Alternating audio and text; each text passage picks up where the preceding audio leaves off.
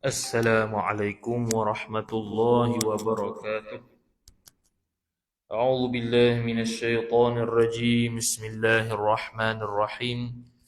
Alhamdulillahi rabbil alamin wassalatu wassalamu ala asyrafil anbiya'i wal mursalin sayyidina Muhammadin wa ala alihi wa sahbihi ajma'in.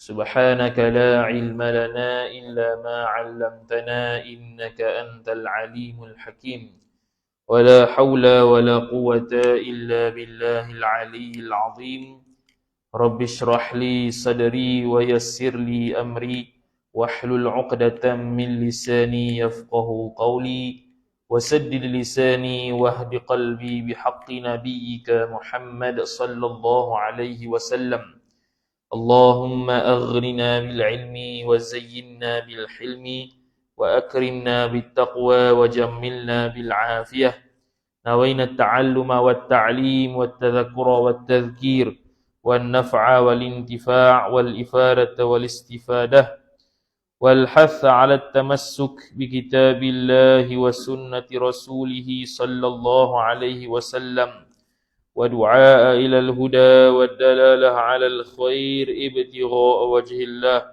مرضاته وقربه وثوابه سبحانه وتعالى آمين يا رب العالمين. Kitab Sirajul Huda, muka surat yang ke-31 baris 14 daripada bawah. Qala al-musannifu rahimahullahu ta'ala wa nafa'ana Allahu bi'ulumihi wa bi'ulumikum wa bi'ulumi masyayikhina fid darain amin ya rabbal alamin. Kata pengarang Asy-Syaikh Muhammad As-Sumbawi rahimahullahu taala, dan apabila sabit lawannya niscaya nafi iradat, kerana tiada terupa pada akal ada iradat dengan tiada ilmu. Jadi sama lagi perbahasan berkaitan dengan dalil sifat kudrat, sifat iradat, sifat ilmu, sifat hayat. 3 sekali, 4 sekali. 4 in 1 dalam dalil. Cepat sikit habis. Tu. Dia kata, dan apabila sabit lawannya lawan bagi ilmu. Apa lawan bagi ilmu? Jahil lah. Niscaya nafilah iradat. Ternafilah iradat. Sebab apa? Sebab kalau tidak ada pengetahuan, maka tidak ada kehendak. Bila tidak ada pengetahuan kepada sesuatu, maka kita pun tak boleh nak kehendak benda tu. Kita bagi contoh dulu, kalau kita tak tahu nasi goreng tu, jadi kita nak buat nasi goreng pun tak akan berkehendak sebab kita tak tahu. Tapi kalau kita tahu nasi goreng tersebut, maka kita pun akan tahu dan boleh kehendak untuk buat nasi goreng tersebut. Kerana tiada terupa, tiada tergambar, tiada terbenar, tiada diterima pada akal ada iradat dengan tiada ilmu. Tak boleh terima. Mustahil pada akal. Tak boleh kita terima kata ada Allah Ta'ala ni ada iradat tanpa ilmu. Tak boleh. Sebab kalau kita kata ada sekalipun iradat tanpa ilmu, iradat tu tak ada fungsi, tak boleh nak fungsi. Iradat tak boleh nak fungsi macam tak ada. Kalau ilmu tidak ada, Allah Ta'ala macam mana nak kehendak? Sesuatu yang kita tak tahu benda tu ada, kita pun tak akan boleh kehendak benda tu, benda tersebut yang boleh nak kehendak, tak boleh. Maka apabila nafi iradat, maka nafi pula kudrat pula. Dia berantai gitu. Kalau ternafi kudrat, kalau ternafi ilmu, maka ternafi iradat. Bila ternafi iradat, ternafi kudrat. Kalau kudrat ada sekalipun, dia macam tak ada. Sebab tidak ada kehendak. Tidak ada kehendak, tidak ada sifat iradat. Hasil daripada tidak ada sifat ilmu. Bila dia jahil, maka dia tidak boleh kehendak dengan benda yang dia jahil. Bila dia tidak boleh kehendak benda yang dia jahil, maka dia tidak boleh buat benda yang dia jahil. Kita tidak tahu berkenaan dengan ilmu buat rumah. Maka kita tidak akan boleh kehendak untuk buat rumah kalau kita sendiri nak buat. Kecuali kalau kita dapatkan bantuan orang lain lah yang tahu. Sebab tu kita dapatkan bantuan orang lain yang tahu. Kalau nak berharap kita seorang ada pengetahuan bab rumah ni, maka kita tak ada. Jadi kita tak boleh nak kehendak untuk buat rumah sendirian. Bila tidak boleh buat, tidak ada kehendak untuk buat rumah sendirian, pasti kita pun tak buat rumah dengan kudrat kita. Itu. Dia berantar begitu. Maka tiada diperoleh suatu daripada alam ini. Kalau kudrat tak ada, maka alam ni pun tak ada. Sebab tidak ada lagi sifat kudrat yang macam Tuhan selain Allah Subhanahu wa taala. Dan jalan lazim pada hayat, pada sifat perhidup. Hayat ni sifat perhidup lah, terakhir. Maka bahawasanya apabila nafi hayat, nafi sifat perhidup, niscaya nafi kudrat, iradat dan ilmu. Nafi berlaku. Kalau contoh kita duk bahas kudrat, iradat, ilmu. Kudrat, iradat, ilmu. Seseorang itu berkuasa, seseorang itu berkehendak, seseorang itu ada pengetahuan, tiba-tiba mati rupanya. Tak ada function, tak ada fungsi. Kudrat yang kita bahas seolah-olah macam tak ada. Iradat yang kita bahas seolah-olah macam tak ada. Pengetahuan yang kita bahas seolah-olah macam tak ada. Sebab dia mati rupanya. Kerana hayat itu, hayat, sifat perhidup itu, yang mengesahkan sifat yang tiga itu. Yang mengesahkan, yang membolehkan kita mensabitkan sifat tiga tu berdiri, yakni ada dengan zat, yakni pada zat Allah Subhanahu wa taala.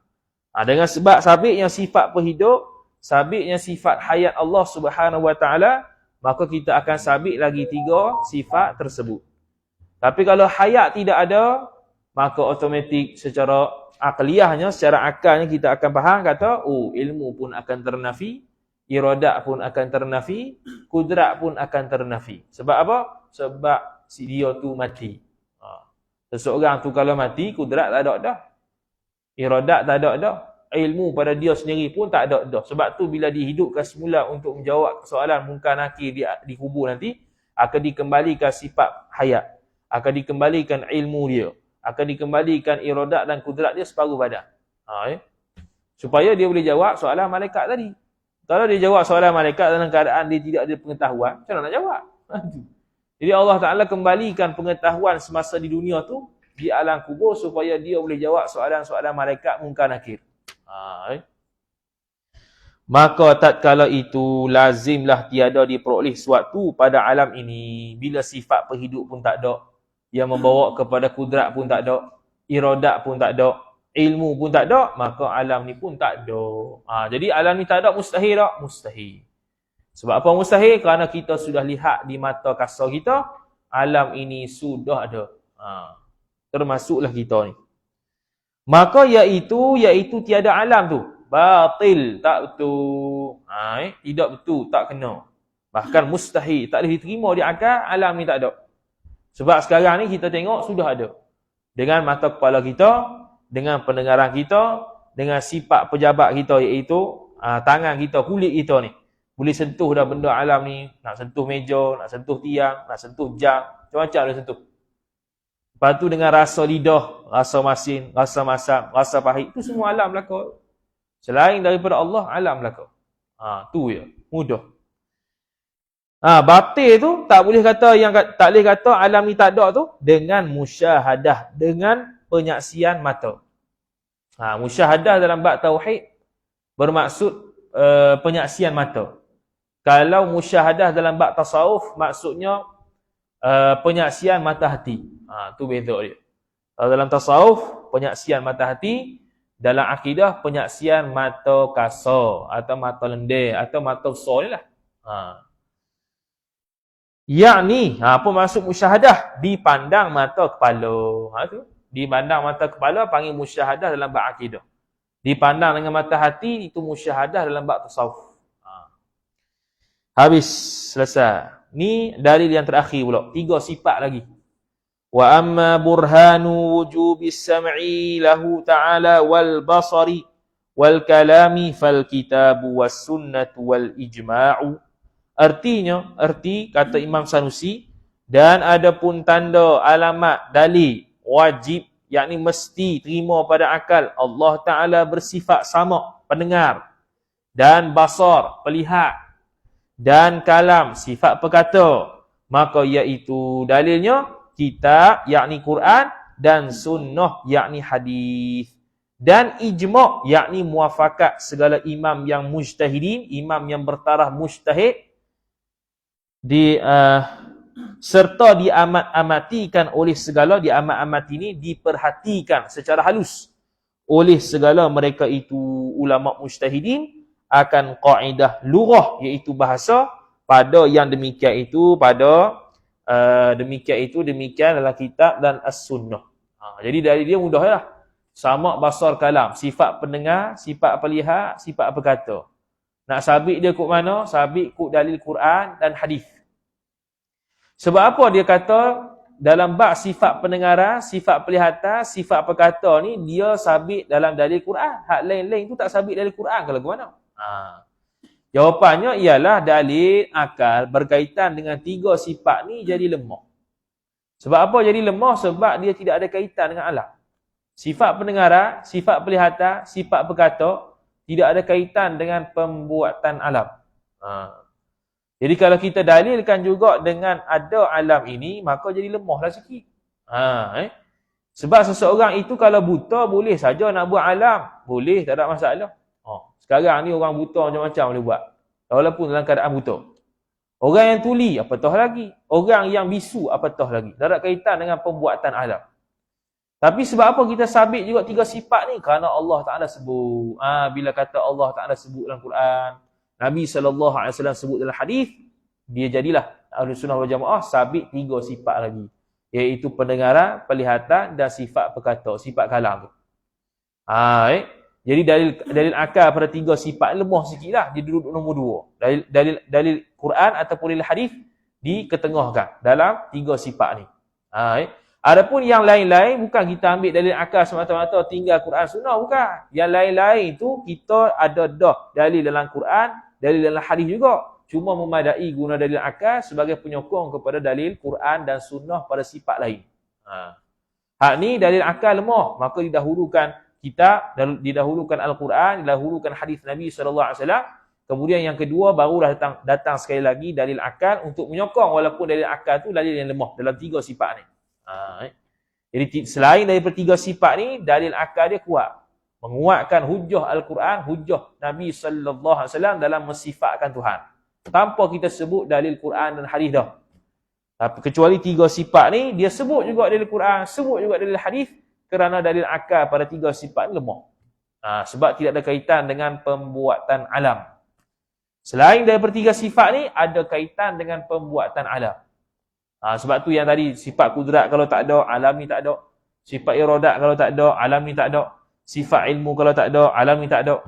Sifat perhidup kalau tak ada, alam ni tak ada. Tak ada berlaku. Allah Ta'ala kalau tak ada, alam ni tak ada. Allah Ta'ala kalau dia tu baharu, Allah Ta'ala kena cipta. Bila kena cipta, Allah Ta'ala tidak ada kemampuan untuk buat alam. Jadi kaitan alam berlaku. Kecuali tiga ni saja. Tiga ni saja tak ada kaitan dengan alam, tapi Ahlus Sunnah sebut sebab disebutkan dalam Al-Quran dan hadis Nabi SAW dan ijma' para ulama mujtahidin terhadap sabitnya sifat-sifat yang tiga ini. Sabit lagi tiga sifat yang terakhir ini. Habis, kemudian dia kata aidan law lam yattasif biha lazima ay yattasifa bi adadiha. Ni dalil akal. Artinya dan lagi pula jikalau tiada bersifat Allah Ta'ala dengan sama dengan pendengaran, basar, pelihatan, kalam, perkata, niscaya lazim bahawa ia Allah bersifat dengan segala lawan yang demikian itu. Lawan bagi tiga sifat hak tadi. Jadi Allah Ta'ala kalau tidak bersifat dengan sifat pelihatan, adakah dia buta? Tak boleh. Tak layak buta di Tuhan. Kalau Allah Ta'ala tidak bersifat dengan sifat pendengaran, layakkah dia tu tuli? Tak boleh. Kalau Allah Ta'ala tidak ada sifat perkata, sifat kalam, dia jadi bisu ke? Layakkah dia tu bisu? Tak layak. Tak boleh jadi bisu. Jadi bisu, tuli, buta, tiga-tiga ni tak layak di Tuhan. Bahkan kalau ada di Tuhan, dia mengharap pula, dia berhajat pula pada benda lain untuk menghapuskan tiga sifat kekurangan bagi Allah ni. Bila Allah Ta'ala berhajat pula pada tiga sifat yang kekurangan ni, untuk menghilangkan dia, maka Allah dalam masa yang sama sudah ada sifat keberhajatan kepada benda lain. Ada benda yang dia berhajat pada benda lain untuk menghapuskan sifat kekurangan dia. Jadi berhajat ni sifat makhluk, jadi mustahil. Bila cantah pada awal lagi, Allah Ta'ala mustahil berkehendak pada benda lain, maka Allah Ta'ala juga mustahil dia ada sifat kekurangan. Bila mustahil ada sifat kekurangan, sabitlah sifat yang menunjukkan kesempurnaan Allah Ta'ala, iaitu pendengaran, penglihatan dan juga perkata. Okay. Kemudian kata musannif rahimahullahu ta'ala, mana tadi? Tetapi bersifat ya Allah dengan segala lawan, segala yang demikian itu. Segala yang demikian itu iaitu sifat sama, basar, kalam. Lawan dia apa dia? Bisu, buta, tuli. Kalau Allah Ta'ala bersifat dengan tiga ni, mustahil. Tu dia kata, tetapi bersifat ya Allah dengan segala lawan, iaitu sifat mustahil bagi segala sifat yang demikian itu, iaitu sifat sama, basar dan kalam. Dengan makna Allah Ta'ala mustahil bersifat dengan tuli, bisu dan buta. Maka hak tu batilun. Bersifat Allah dengan tuli, bersifat Allah dengan buta, bersifat Allah dengan bisu, batil, tak betul. Mustahil pada akal. Sebab dia itu sifat kekurangan. Maka batil pula barang yang membawa kepadanya kepada bersifat kekurangan. Apa dia? Iaitu bersifat ya Allah dengan segala sifat yang tersebut. Jadi kalau Allah Ta'ala tidak bersifat dengan sifat kesempurnaan, akan membawa kepada Allah Ta'ala bersifat dengan sifat tuli, sifat buta, sifat bisu.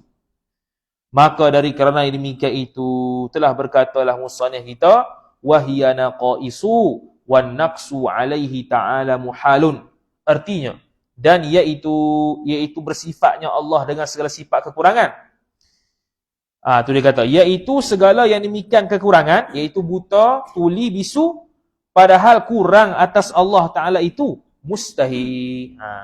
Jadi Imam Sanusi kata Allah Ta'ala kalau kita nak sabit dia itu buta, dia itu tuli, dia itu bisu, mustahil. Tak kena. Bercanggah dengan kaedah akal. Yang mana akan mensabitkan Allah Ta'ala mesti sempurna. Zat dia sempurna, sifat dia sempurna, tidak boleh bersifat dengan sifat-sifat kekurangan. Tiba-tiba kita kata Allah Ta'ala boleh bersifat dengan sifat kekurangan. Maka itu bercanggah dengan akal kita yang suci murni. Dan bercanggah juga dengan dalil Al-Quran dan hadis Nabi sallallahu alaihi wasallam yang mensabitkan Allah Ta'ala ada sifat pendengaran, ada sifat penglihatan, ada sifat perkata. Jadi kalau orang kata Allah Ta'ala tidak mendengar, itu kafir. Allah Ta'ala tidak melihat, itu kafir. Allah Ta'ala tidak berkata-kata, bahkan bisu, itu kafir.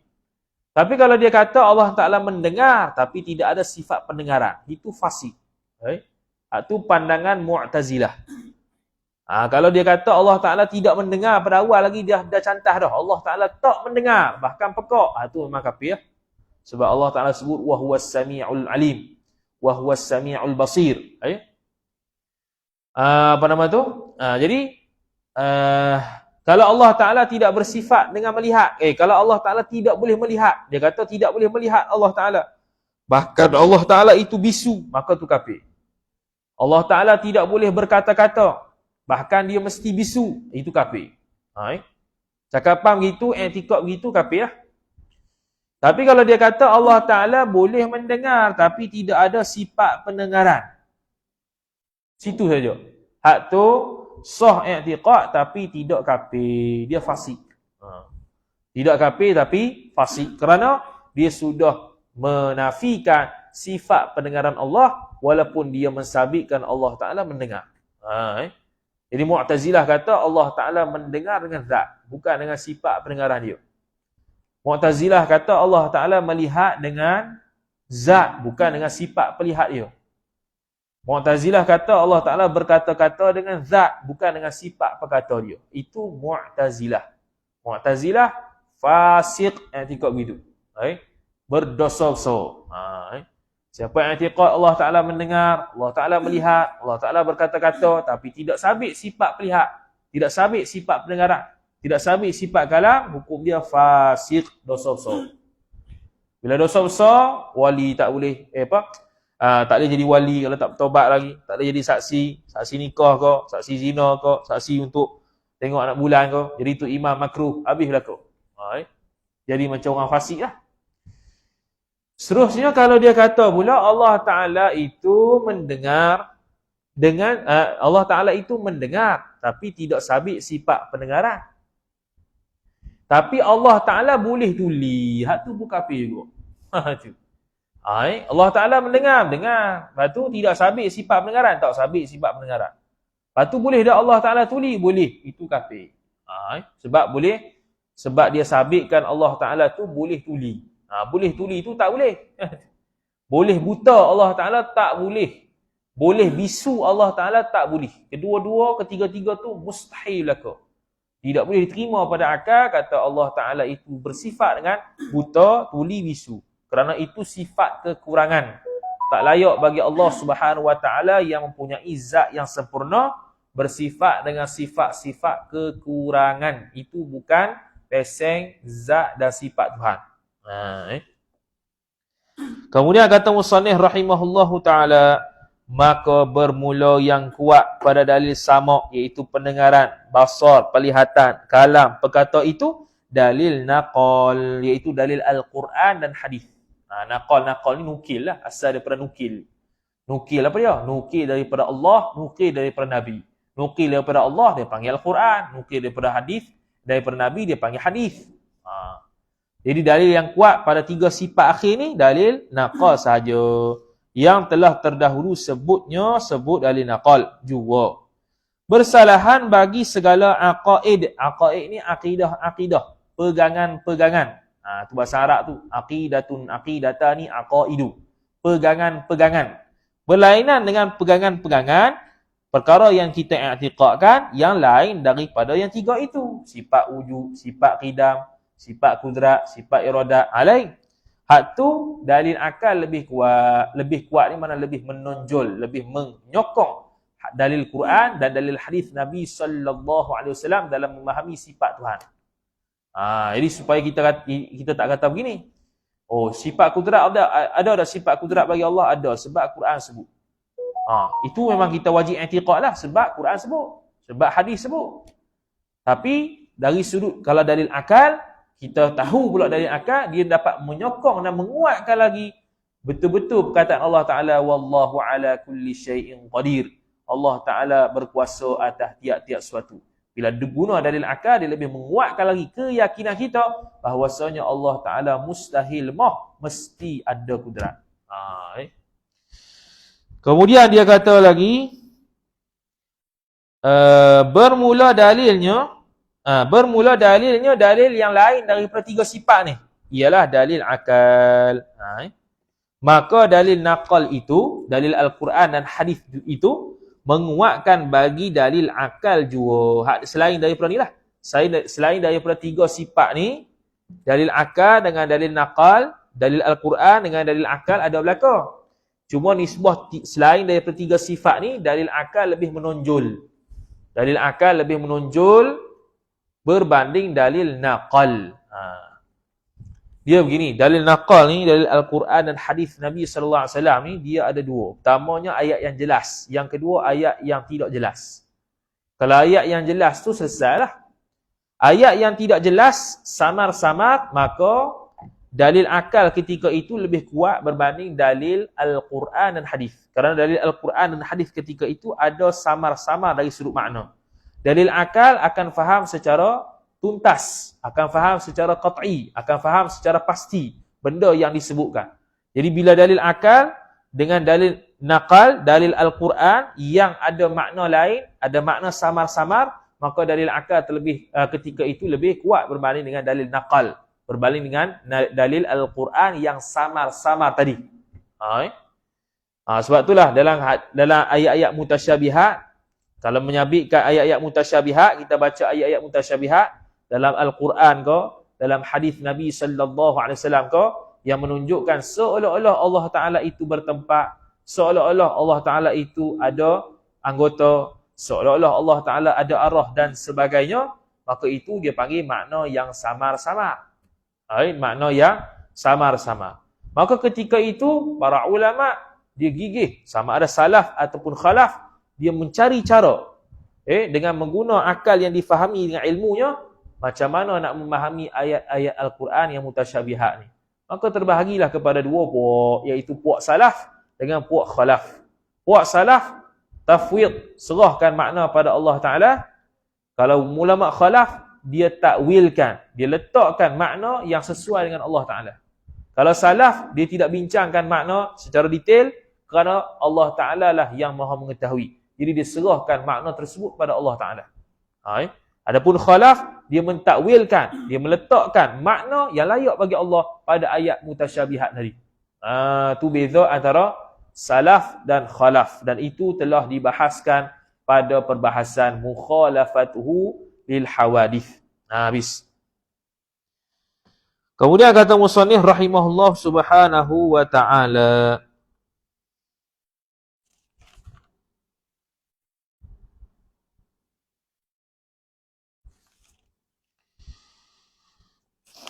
Sekejap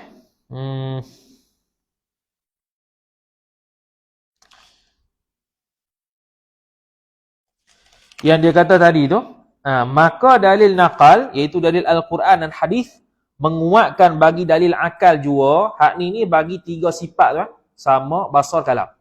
Sama, basar, kalam. Sama, basar, kalam, kita kata dah, tiga sifat ni, dalil akal ni lemah. Jadi dalil Al-Quran lah yang menguatkannya. Dalil Al-Quran yang lebih kuat berbanding dengan dalil akal. Adapun yang selain daripada tiga sifat ini, iaitu selain daripada sifat sama, selain daripada sifat basar, selain daripada sifat kalam, maka dalil akal lebih kuat, lebih menonjol berbanding dengan dalil naqal. Berbanding dengan dalil Al-Quran dan hadis Nabi sallallahu alaihi wasallam. Habis. Kemudian sekarang masuk pula sifat harus bagi Tuhan. Ini mudahlah. Wa amma burhanu, dalil dia. Wa amma burhanu kauni fi'lil mumkinati aw tarkiha jaizan fi haqqihi ta'ala fali'annahu law wajaba 'alaihi ta'ala syai'un minha 'aqlan aw istahala 'aqlan lanqalaba al-mumkinu wajiban aw mustahilan wa dhalika la yu'qalu. Artinya, dan adapun tanda keadaan memperbuatkan mungkin atau meninggalkan akan dia akan mungkin. Jadi sekarang ni kita kata kembali semula pada sifat harus bagi Allah. Sifat harus bagi Allah satu saja. Allah Ta'ala boleh buat sesuatu, Allah Ta'ala boleh tidak buat sesuatu. Itu sifat harus lah. Mudah ya, satu ya. Sifat harus ni maksudnya apa dia? Bukan harus i'tiqad. Sifat harus bagi Allah ni wajib i'tiqad. Bukan harus ni makna boleh i'tiqad, boleh tidak. Silap tu. Sifat harus bagi Allah ni kita wajib i'tiqad. Dari sudut keharusan Allah buat sesuatu, dari sudut keharusan Allah boleh tinggal sesuatu. Boleh nak buat, boleh tak buat. Boleh tak buat, boleh buat. Itu maksud harus. Bukan kata harus ni boleh i'tiqad, boleh tidak. Bukan itu. Benda harus bagi Allah Ta'ala wajib i'tiqad. Wajib i'tiqad apa? Wajib i'tiqad Allah harus nak buat makhluk. Allah harus tak mau buat makhluk. Tu yang wajib i'tiqad. Tu yang harus tu. Harus dari sudut situ. Maka dia apa kata? Dan adapun tanda keadaan memperbuatkan mungkin, yakni keadaan Allah mencipta sesuatu yang boleh dicipta. Mungkin ni adalah benda yang harus. Mungkin ni benda yang harus. Mungkin ni benda yang harus. Boleh ada, boleh tak ada. Allah Ta'ala memperbuatkan sesuatu yang boleh ada, boleh tak ada. Pun boleh. Atau meninggalkan akan dia, akan mungkin. Ataupun Allah Ta'ala tidak buat sesuatu yang boleh ada, boleh tidak ada. Macam kita ni lah. Kita ni mungkin boleh ada, boleh tak ada. Sekarang ada, esok boleh tak ada. Semalam boleh tak ada, sekarang boleh ada. Tu mungkin. Jadi Allah boleh nak buat kita, boleh tak mau buat kita. Boleh tak? Boleh. Harus. Itu wajib kita i'tiqad.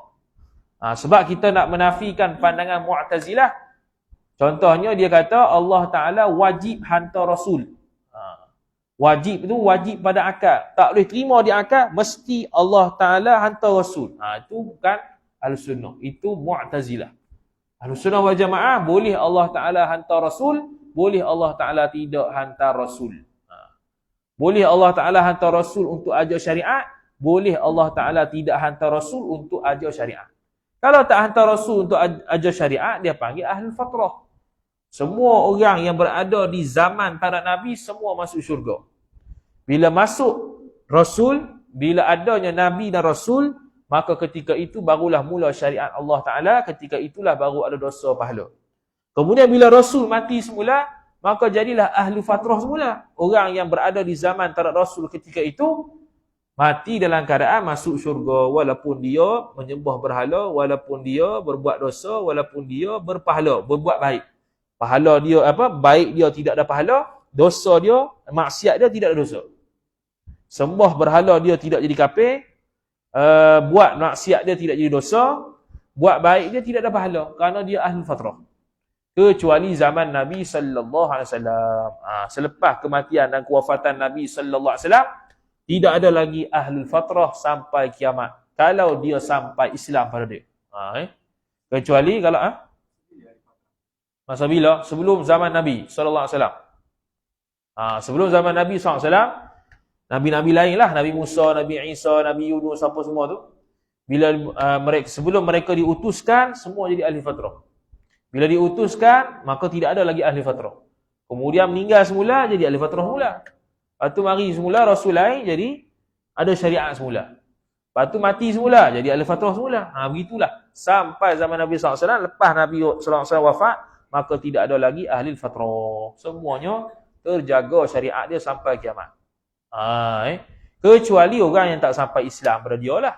Duduk hulu mana ke, tak sampai Islam, memang tak pernah dengar Islam. Di TV pun tak ada, apa pun tak ada, apa pun tak ada, semua tak ada. Nabi mana ni?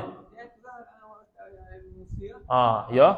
Orang yang tak kenal Nabi ketika tu, orang yang tak kenal Nabi ketika itu, tak ada panduan untuk dia hidup beragama ketika itu, jadi ahli fatrah lah. Jadi kalau orang yang dia pengikut Nabi Musa tu contohnya, ada pengikut lepas Nabi Musa mati, masih dia pegang sebab dia pengikut dia. Jadi orang yang tak pernah jumpa Nabi Musa ketika tu, tak ada panduan lah macam mana Nabi Musa buat. Jadi ahli fatrah dia tu. Kemudian kata musannif rahimahullahu ta'ala, mana tadi? Maka dari kerana jikalau wajib atas Allah Ta'ala suatu daripada benda yang harus tadi. Kalau Allah Ta'ala wajib buat. Atau wajib buat. Jikalau wajib atas Allah Ta'ala suatu daripada benda yang mungkin tadi. Dia benda yang harus, tiba-tiba Allah wajib buat. Pada akal ataupun mustahil atasnya atas Allah suatu daripada benda mungkin tadi, pada akal, niscaya terbaliklah yang mungkin itu menjadi wajib atau mustahil. Sekarang ni dia kata buat makhluk, buat langit, buat bumi itu harus.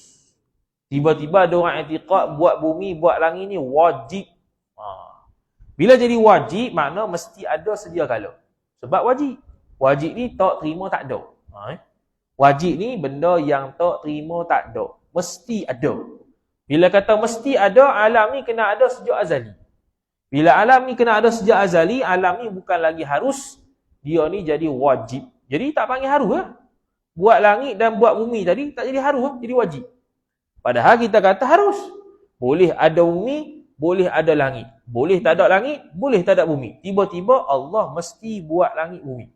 Makna dia mesti ada langit, mesti ada bumi, tak boleh tak ada langit, tak boleh tak ada bumi. Dia terbalik Asalnya harus, tiba-tiba wajib. Tak kenal pun tu. Begitu juga kalau kita kata Allah Ta'ala mustahil buat langit, mustahil buat bumi. Sama juga, akan terbalik juga. Asalnya benda tu harus, bumi tu. Langit tu harus. Harus dengan makna Allah boleh buat, Allah boleh tak buat. Bumi pun Allah boleh buat, Allah boleh tak buat. Tiba-tiba mustahil Allah buat. Apa makna mustahil? Tak boleh ada sampai sudah. Daripada sejak azali sampai bila-bila tak boleh ada langit, tak boleh ada bumi. Makna bumi dan langit mustahil, bukan harus. Jadi tu dia kata terbaliklah menjadi wajib ataupun mustahil. Habis. Dan yang demikian itu terbaliklah benda harus tadi jadi wajib dan mustahil tu tiada diterima akal oleh orang yang berakal. Mana kalau orang yang mensabitkan mustahil dan wajib tak berakal mana? Lepas tu Imam Haramain kata orang yang tidak kenal hukum akal itu tidak berakal. Orang yang tak reti hukum akal ni dia gila. Kok mana dia kata Allah Ta'ala wajib buat bumi, wajib buat langit. Padahal benda tu harus. Allah Ta'ala wajib mengutuskan Rasul, wajib mengutuskan Rasul kepada makhluk supaya terbimbing syariat dia. Sedangkan benda tu harus. Kalau tak ada Rasul, jadi ahli fatrah. Kalau ada Rasul, jadi ahli syariat. Habis selesai masalah. Kemudian kata musannif rahimahullah subhanahu wa ta'ala. Tadi kerana mustahil terbalik hakikat yang mungkin itu menjadi wajib atau menjadi mustahil. Kerana apa? Kerana mustahil, yakni mustahil diterima pada akal orang yang berakal, kata benda mungkin, benda haruh tu jadi wajib, benda mungkin, benda haruh tu jadi mustahil. Tak boleh. Bila kita kata haruh, haruh selama-lamanya. Bila kata kita wajib, wajib selama-lamanya. Bila kita kata mustahil, mustahil selama-lamanya. Jadi kita ni harus selama-lamanya. Tak boleh tiba-tiba sehari wajib, hari kita wajib masuk syurga. Tak boleh itu. Wajib hidup selama-lamanya dalam syurga. Tak boleh. Sebab Allah Ta'ala boleh untuk menghancurkan syurga, buat balik dunia. Boleh. Nisbah boleh? Boleh. Sebab tu kita hidup selama-lamanya di syurga pun harus. Boleh Allah buat. Dan boleh tak Allah canggah? Boleh. Tapi tak berlaku sebab Al-Quran sebut khalidina fiha abada. Tu antara perbezaan hukum syarak dengan hukum yang sabit pada akal. Hukum syarak kerana sabit dalam Quran dan hadis. Allah Ta'ala sebut khalidina fiha abada. Kekal mereka itu selama-lamanya dalam syurga. Dah kita ni jadi ahli syurga, wajib kekal dalam syurga ke? Tak wajib. Harus pada Allah Ta'ala untuk kekalkan kita dalam syurga, harus pada Allah Ta'ala untuk hancurkan semula syurga, buat balik dunia. Tu. Tapi berlaku ke tidak, itu benda lain. Boleh ke tidak, benda lain. Berlaku ke tidak, benda lain. Tu dua benda yang berbeza. Boleh berlaku, hukum akal. Berlaku ke tak, itu realiti. Realiti mesti diukur dengan apa yang disebut dalam Quran dan hadis. Harus pada akal, boleh berlaku kiamat, boleh tak berlaku kiamat. Tapi dalam Quran sebut berlaku kiamat. Maka dari sudut boleh tak berlaku? Boleh berlaku. Boleh tak berlaku? Boleh tak berlaku. Sampai kesudah dunia saja tak pernah kiamat. Boleh tak? Boleh. Tapi disebabkan realitinya Al-Quran sebut akan berlaku kiamat, akan berlaku kiamat. Tapi nisbah boleh ke tak? Allah Ta'ala boleh buat tak ada kiamat. Boleh saja. Tapi berlaku tak realitinya tak ada kiamat? Tak. Mesti akan ada kiamat nanti. Seperti mana disebutkan Allah Subhanahu wa Ta'ala. Gitu. Kemudian kata musannif rahimahullah Subhanahu wa Ta'ala. Habis dah bab ketuhanan. Masuk pula bab Rasul.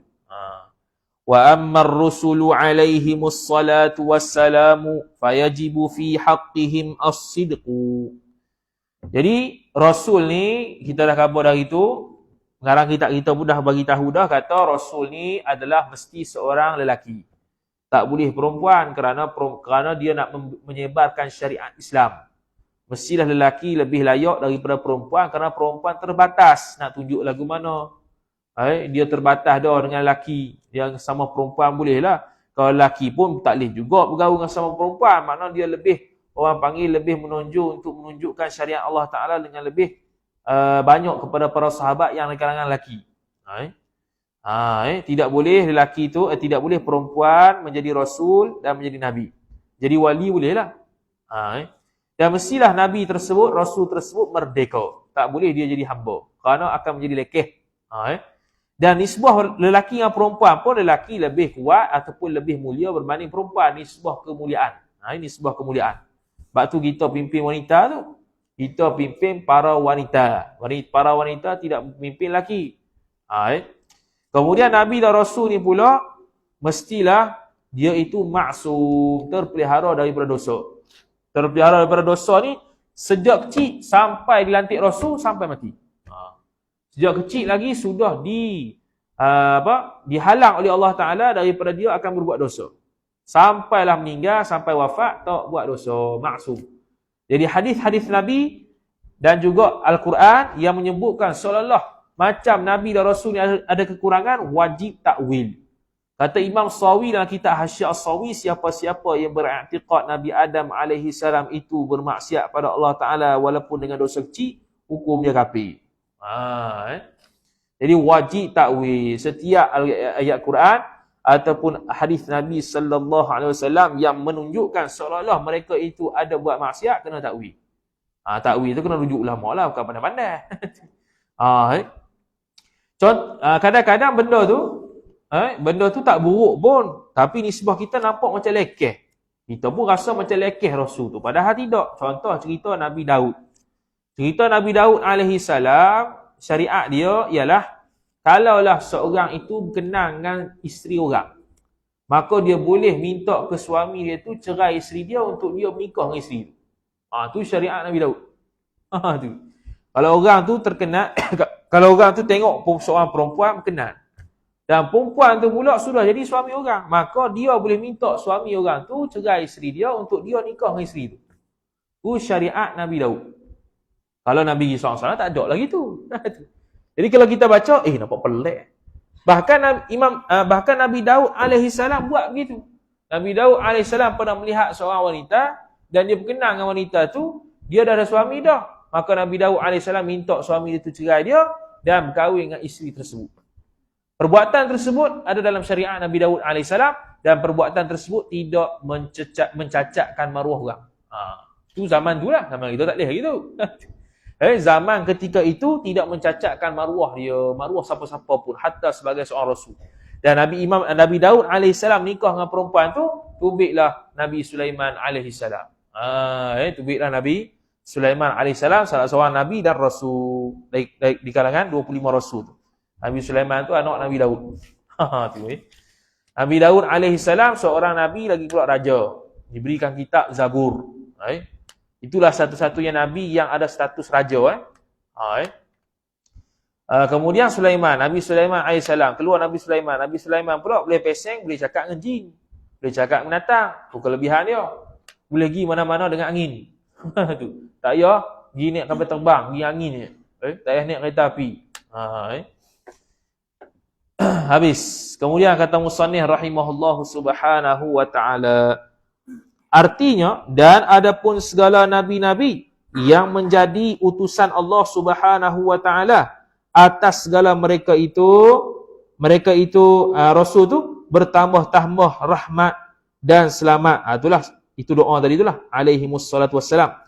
Maka wajib pada hak segala mereka itu rasul bersifat dengan siddiq. Apa siddiq?